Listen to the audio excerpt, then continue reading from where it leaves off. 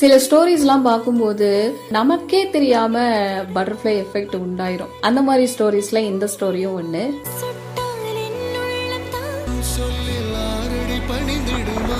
Must date the playboy. இது ஜீன் இஷான் அரவிந்தன். தும்முறு பிடிச்சுக்காய். நான் Vaishnavi Tara Priyadarshan. I am just an ordinary girl. சத்தியமா சொல்றேங்க, எனக்கு யாருமே இந்த சீரீஸ போய் பாருன்னு சஜஷன் பண்ணல. ட்ரெண்டிங் டாபிக் என்னன்னு சொல்லி பார்த்துட்டு வந்து நான் இந்த சீரீஸ பார்க்கல. எதாச்சியா ஸ்க்ரோல் பண்ணும்போது டைட்டில் அட்ராக்ட் ஆயிட்டு போய் பார்த்தேன் அந்த சீரீஸ.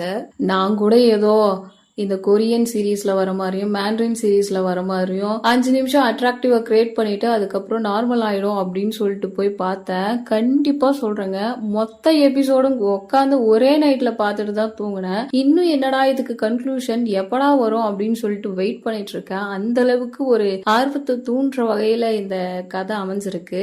ரொம்ப அழகா எடுத்து வச்சிருக்காங்க. நான் ட்ரையாங்கிள் கேள்விப்பட்டிருக்கேன். இதனோ 4 to 5 ஆங்கிள் அமீபா லவ் ஸ்டோரியா இருக்கு. இதோட கன்க்ளூஷன் எப்படி இருக்கும் அப்படின்னு சொல்லிட்டு நான் கண்டிப்பா பார்த்தே ஆகணும்னு சொல்லிட்டு அடுத்த அப்டேட் வர வரைக்கும் வெயிட் பண்ணிட்டு இருக்கேன். அவ்வளோ ஈகரா வெயிட் பண்ணிட்டு இருக்கேன். சொல்லியே ஆகணும், ஒவ்வொரு பாட்டுமே அவுட்ஸ்டாண்டிங். சூரியவேலன் அப்படின்னாவே அந்த உசுர தொலைச்ச பாட்டுல இருக்கிற அந்த வரிகள் மாதிரி தான். கண்டிப்பா அவரோட பாட்டுல நம்ம உசுரையே, பாட்டுல இருக்கிற ஒவ்வொரு லைனும் சரி, அதுக்கு பின்னாடி வர பேக்ரவுண்ட் மியூசிக்கும் சரி, என்ன ஒரு ஹம்மிங், கிளாசிக்கல் வேவ் லென்த், அதுல நடுவுல ரேப், வேற லெவலுங்க. நைட்டு தூங்க முடியலங்க.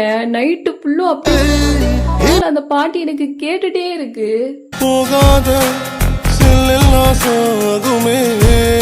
எனக்கு ஃபீல் ஆன மாதிரி தான் உங்களுக்கும் ஃபீல் ஆச்சா?